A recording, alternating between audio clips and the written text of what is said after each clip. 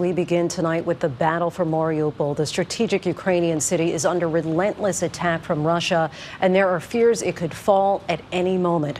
Mariupol is now a wasteland. The Russian military insists the port city is on the brink of collapse. Capturing it would provide Russia with a crucial land bridge from Crimea to the eastern Donbass region, which would help Russian forces launch their major new offensive. Ukrainian fighters in Mariupol remain holed up at a steel plant, defying a Russian deadline to lay down their weapons and surrender. Ukraine's prime minister vows they will fight to the very end. President Zelensky says the fight for Mariupol may be the key to the entire war. More than 21,000 civilians there are feared dead. Russia is intensifying rocket attacks on civilian targets in Kharkiv. Missile strikes have killed several people, injuring more than a dozen.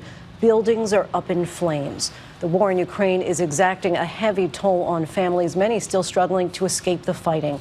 ABC's James Longman leads us off tonight from Dnipro, Ukraine. Tonight, Ukrainian forces defiant, locked in a fierce battle in what could be the last stand for control of the critical port city of Mariupol. Ukrainian troops rejecting a Russian ultimatum to surrender. They're now holding out in this massive steel plant, which is filled with underground tunnels. Ukraine's prime minister saying Mariupol is besieged, but not fallen. We will fight absolutely till the end, till the win in this war. Moscow tonight warning this last pocket of resistance to put down their weapons, or they will, quote, be destroyed. Mariupol is now a wasteland after weeks of Russian bombings and fierce street fighting. Bodies lying in the streets. We meet Mariupol survivor Alexander and his family, wife Anya and 9-year-old Maria. They left the city that bears her name. Every morning I got up and thought about how to eat, how to drink, he tells me. I ran out looking for something, knowing I might not return, or I'll come and the family is already dead. And I had to live with these thoughts every day. You must have been so worried.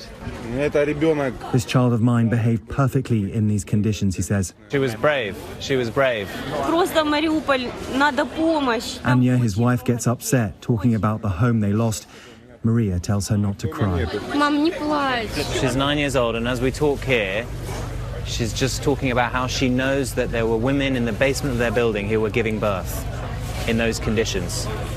She's smiling now, but this had such an impact on so many kids. But he's so glad that his daughter's safe. You can see it in his face. Ukraine says thousands have died, although if Russia takes control, the true number may never be known. Capturing the city would give Russia a land bridge to occupied Crimea in the south, which would allow forces there to join an expected new offensive in the eastern Donbass region. Ukraine's President Volodymyr Zelensky says the fight for Mariupol could influence the course of the whole war. For us, the battle for Donbass is very important for the reason of safety. First of all, our grouping that's located in Donbass is one of the best militaries we have. And Russia is ramping up attacks in retaliation for its loss of the Moskva in the Black Sea, raining down rockets on this apartment building in Kharkiv. They killed at least 5 people, injuring nearly a dozen more. The relentless bombardment continues. James Longman joins us now from Dnipro. And James, we know that Russia doesn't have full control of Mariupol at this time, but play the scenario out for us for both sides if it does fall.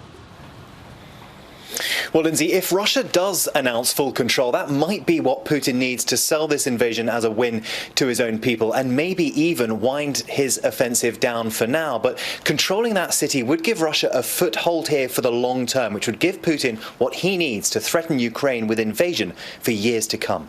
Lindsay? So much at stake. James, thank you. Hi, everyone. George Stephanopoulos here. Thanks for checking out the ABC News YouTube channel. If you'd like to get more videos, show highlights, and watch live event coverage, click on the right over here to subscribe to our channel. And don't forget to download the ABC News app for breaking news alerts. Thanks for watching.